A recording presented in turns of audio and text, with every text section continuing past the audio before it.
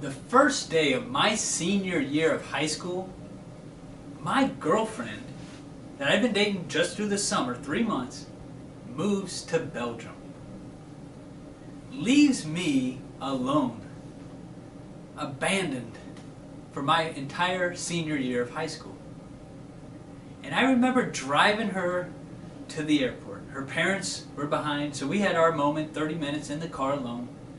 We get to the airport, we say our goodbyes. I go home, I cry, and start thinking about what am I going to do for the next 9 months while I'm at school and she's away. And we decide we're going to try to make this work. We start writing letters back and forth. Again, this is 1997. So thinking back to the Stone Age, we were writing handwritten letters back and forth. And when she got over to Belgium, she realized that Belgium TV isn't that great. So she missed watching Friends. She missed watching Seinfeld. So I would record those shows Thursday nights. Record them. And then once that tape got full, I'd mail the tape. So we would listen to the radio and find these love songs, and we'd record them on cassette tapes, and we'd mail those tapes back and forth. That was our relationship. And then my most memorable time was I would go buy flowers. I'd go buy a dozen roses, put them in a shoebox. And no, it takes 2 weeks to go from Cincinnati, Ohio to Belgium. So I knew the flowers would be dead, dried out. It didn't matter. It was the thought that counts. And when she received them on the other end, it was magic. The other thing we did, phone calls. Long distance phone calls. $200 a month spent on the phone. Now, looking back now, if we had Skype, email, Facebook, Twitter, whatever, things would have been so much easier, but I don't think that they would have been better. Because we have these 2-inch binders full of letters and shoeboxes full of cassette tapes. Now these are our memories, our keepsakes that we'll keep forever. We then decided that I was going to go to Belgium for a full year, live with her and her parents.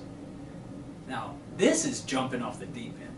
We, again, only dated for 3. We've been apart for 9. Now we're committing to staying together for at least a year. Because if I move over there, go to school, I'm not coming home a week later. That was kind of what my parents told me. They said, if you're ready to do this, this is a commitment. So I go over there, and at this time, I'm 18. She's 19.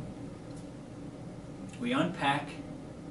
And what's the first thing an 18 and 19-year-old want to do when they get back together? I know, it's Europe. You got to go out to a bar, right? It's legal. You don't have to be 21. So this is the first time we can go to a bar legally and have a good time. So we're at this bar, and luckily for us, and for me especially, her brother, who is 2 years older than her, was there also. So we're at this Belgian bar, and Belgium is playing England in soccer. And I don't care about soccer. I'm not watching the game, but the people in this bar are into it. And Belgium losing. Whoa, the crowd went crazy. They were just flipping over tables, especially this one guy started throwing beer bottles against the wall. Again, I'm 18, inexperienced in the bar scene, but this is the most entertaining thing I've ever seen. I'm just standing there next to her brother, just watching this guy tear this place up. And he's saying, I'll take on anybody in this bar.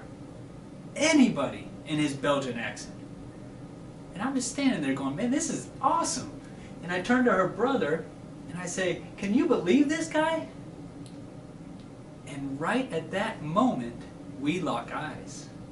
This, I'll take on anybody, locks in with me and says, you're laughing at me, charging towards me. And I freeze. Her brother luckily steps in front, by the neck, takes this guy to the ground. Okay, now it's on. his friend comes at me, punches, I duck a touch, hits Melissa, my girlfriend.